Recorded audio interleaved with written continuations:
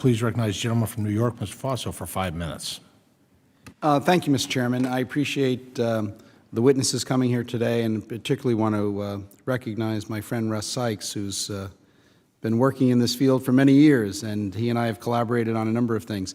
One of the things that I raised with Mr. Sykes and Ms. Dean before we had the vote was there's been some discussion in the committee today about the work requirements, and I was wondering if you could just provide us with some data as to how this is working. You mentioned there were some 30-odd states that are imposing work requirements now. Is that through waivers where they get that permission, or is that just a statutory authorization? So every state has a SNAP employment and training program, and they have a lot of flexibility on whether they compel participation in the program and sanction food assistance for individuals who refuse to participate or fail to participate. Other states take a different approach, which would be perhaps a more workforce-oriented. They offer skills-based training or programs that could help remove barriers. Mr. Costa represents, there's an incredible program in Fresno that he can speak to in great detail that does barrier removal for individuals with child care issues, felony convictions, all of those kinds. So there's a lot of diversity in approaches. I think what Russ and I were talking about with you is we'd like to see states have the ability to ramp this up and work with what's effective. And there are some terrific demos in place that were authorized by the last Farm Bill that are going to teach us a lot about what will work. Yeah, I agree with everything Stacy said. I think one of the things we do gold standard research in the pilot programs that we implemented in the last Farm Bill, we're not going to really have any final data on them until for about 2 or 3 more years. They're being studied by MDRC and Mathematica, but I'm sure there are replicable findings in them already.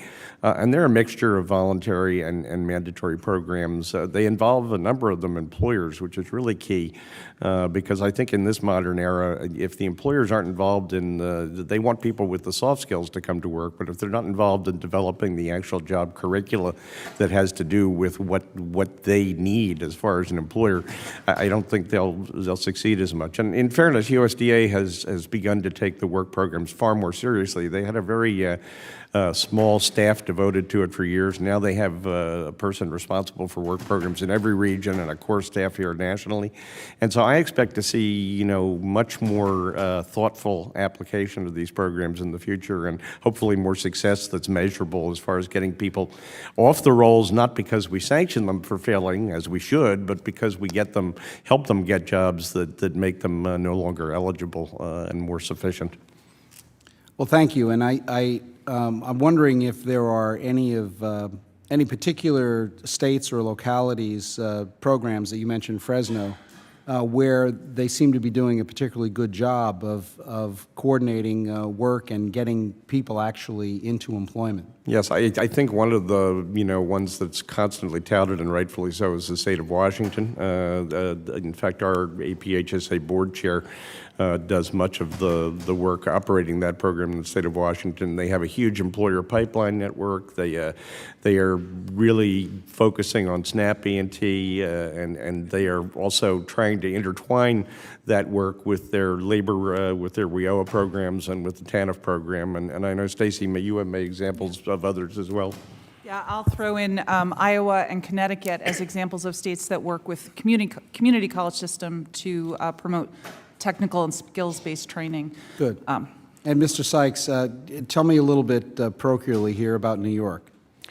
Well, I mean, New York has been the largest user of SNAP E&T funds for many years. SNAP E&T funds come in 2 forms. There's 100% share federal money, which is capped at, I think, $90 million or thereabouts.